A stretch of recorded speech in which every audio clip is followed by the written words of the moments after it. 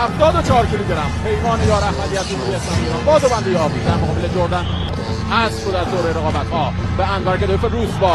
ناکام بزرگ بود میشه برای زیر پیمان یار احمدی اومده ببره جردن باروس رو، اومده طلسم ناکامی کشتیگیران کشورمون رو انشالله بشکنه در مقابل این کشتی امریکایی. شاک میکنه دو امتیاز به دنبال بارانداز هست، سعی داره بارانداز رو اجرا کنه. زنی از وجود سپری کرد پیمان یار احمدی در مقابل جردن باروس تا به اینجای کار مردانه کشتی گرفت.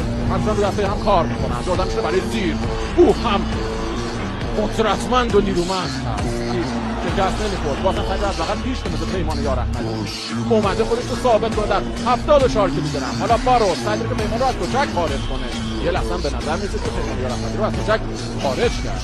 2 ثانیه، 1 ثانیه و تمام. جردن باروس در یک کشتی سخت سنگین یه لحظه بعد پیش میاد.